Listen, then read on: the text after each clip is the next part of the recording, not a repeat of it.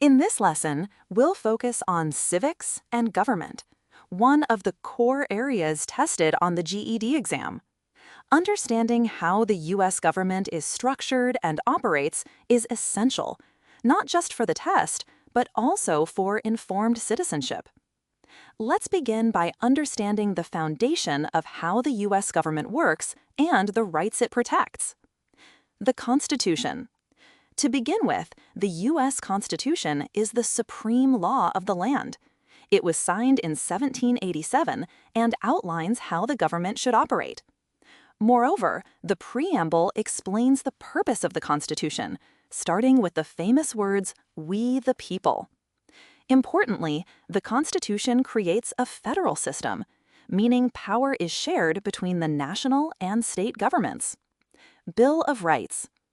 In addition to the Constitution, the Bill of Rights, the first 10 amendments, protects essential individual freedoms. These include freedoms like speech, religion, and the right to a fair trial. For the GED, pay close attention to these commonly tested amendments. First Amendment, free speech, religion, press, and assembly. Fourth Amendment, protection against unreasonable searches. Fifth Amendment, right to remain silent and due process. Sixth Amendment, right to a fair and speedy trial. To ensure that no single part of the government becomes too powerful, the U.S. Constitution divides authority into 3 separate branches. Each plays a unique role in how the government functions. First, the legislative branch is responsible for making laws. It is divided into 2 parts. The House of Representatives, 435 members, with the number per state based on population. The Senate, 100 members, with 2 per state regardless of size. Key powers include approving the federal budget, declaring war, overriding a presidential veto with a 2/3 vote. Executive branch, President. Next, the executive branch is responsible for enforcing laws. It is led by the President, who also acts as Commander-in-Chief of the Armed Forces, can sign or veto bills passed by Congress, appoints judges and key government officials. The President serves a 4-year term and may be elected to a maximum of 2 terms. Judicial branch, Supreme Court. Finally, the judicial branch interprets laws and ensures they follow the Constitution. At the top is the Supreme Court, which consists of 9 justices appointed for life. One of its most important powers is judicial review, which allows the court to strike down laws that violate the Constitution. Understanding how they work together helps you answer GED questions with confidence. Now that you know the 3 branches, let's look at how they keep each other in check. This system prevents any one branch from gaining too much power. Key examples to remember for the GED. The President can veto a law, but Congress can override the veto with a 2/3 vote. The Supreme Court can declare laws unconstitutional, limiting the power of Congress. The President appoints federal judges, but the Senate must approve the appointments. This system encourages cooperation and keeps the government accountable. Understanding the roots of the U.S. government helps you see how American democracy was built. This section covers the Constitution, the Bill of Rights, and the basic principles that guide the nation today. Step 1. A bill is proposed in Congress, either in the House or Senate. Step 2. It is debated and must be approved by both chambers. Step 3. If both pass it, the bill is sent to the President. Step 4. The President can sign it into law or veto it. Step 5.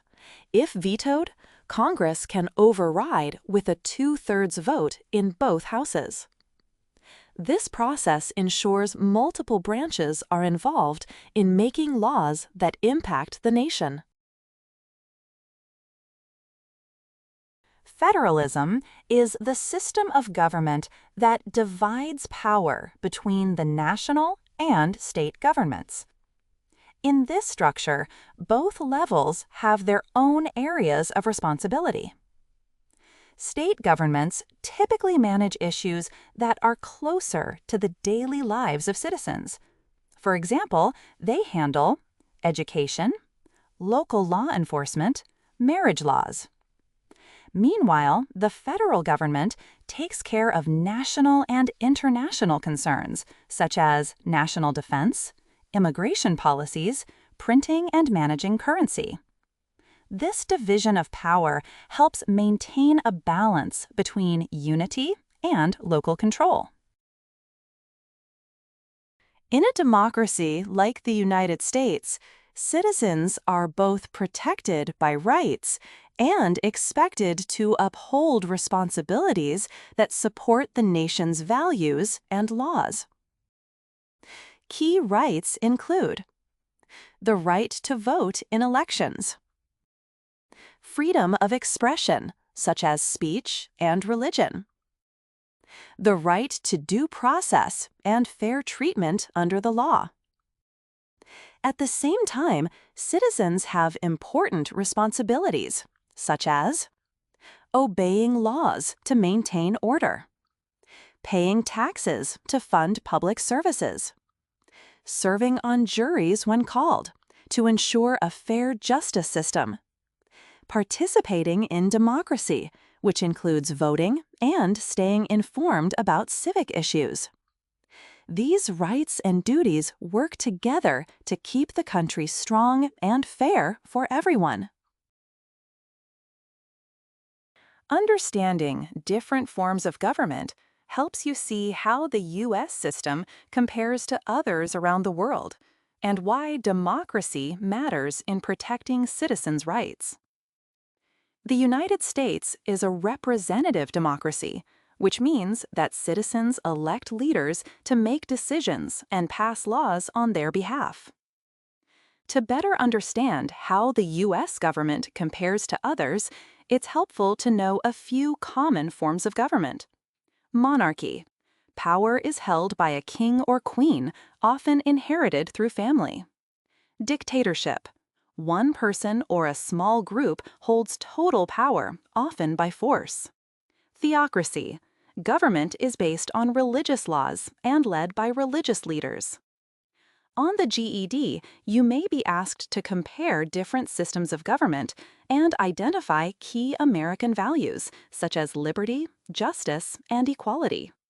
These values help define how democracy works in the U.S. and what makes it different from other forms of rule. In this lesson, we explored the Civics and Government section of the GED. You learned about the Constitution and Bill of Rights, the three branches of government and their powers, checks and balances, the lawmaking process, the concept of federalism, the rights and duties of citizens, forms of government, and how democracy works. Understanding these concepts is crucial for GED test questions that ask you to analyze political structures, interpret historical documents, or identify civic responsibilities.